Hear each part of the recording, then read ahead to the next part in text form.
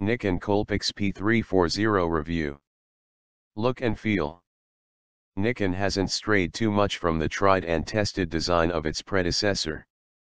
The only physical addition to the body is in the form of a control ring around the lens. Otherwise, it still features the same sleek matte black body with dimensions of 103.0 x 58.3 x 32.0 mm, minus the bits that stick out. It is also available in white, but that version doesn't look as good as the black one. The Coolpix P340 is easy to hold in one hand, which makes for hassle-free operation. Moreover, its weight 194 grams makes it slightly lighter than the P330. We had no problem slipping it into our jeans pocket.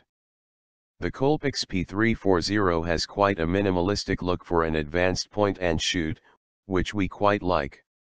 On the front, besides the lens, are a function button for quick access to oft-used modes, a self-timer lamp, and a slight ridge for better grip.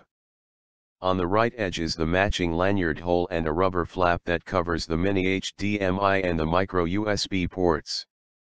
The back of the camera is mostly dominated by its screen, and, to its right are the buttons to record video, review photos, go to the menu, and delete. There is also a multi-selector ring around the OK button. The tripod socket and a compartment housing the battery and SD card are accessed from the bottom. Specifications and software. Unlike other cameras in this price range, this advanced point and shoot has a 1/1.7-inch CMOS sensor and can shoot images at 12.2 megapixels.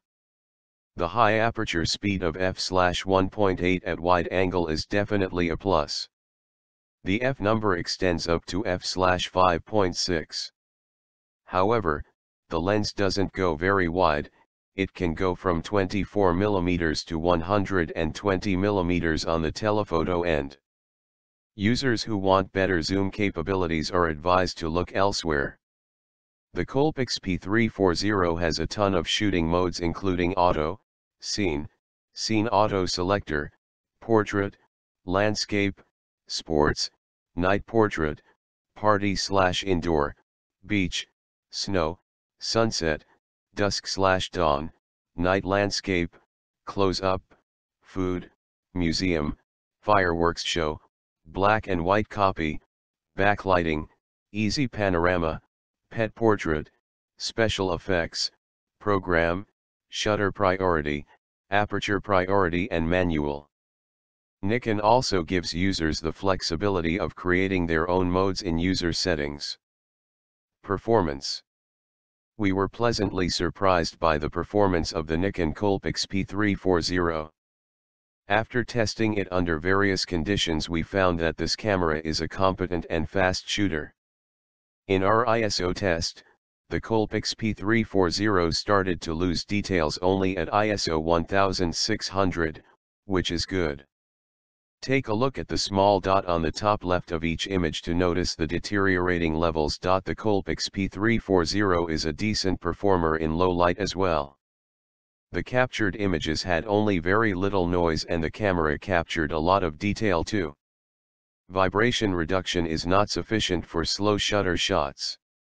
Also, the light weight of the camera doesn't actually help when you place it on a flat surface, since hitting the shutter button causes the whole body to shake. Not everything is hunky-dory for the Nikon Coolpix P340, as the quality of 1080p video was not up to the mark. We noticed intermittent screen tears creeping in. There is a bit of barrel distortion which makes videos slightly warped. Additionally, the battery life is below average, as we managed to shoot only around 199 shots on a full charge, which is close to Nikon's claim of 220 shots. Verdict. The official price of the Nikon Coolpix P340 is Rs 18,950, but various e-commerce outlets have it listed at discounted prices at the time of writing this review. Even at its official price, the P340 is a great bet for anyone who is looking for an advanced point and shoot with great performance. If you already own a Nikon Coolpix P340, you might want to stick with it a little longer. Also, if you want to use a camera for recording videos often, you might want to consider its closest competitor, the Sony DSC-WX350, which retails for around Rs 17,000 but has a much slower f/3.5 lens.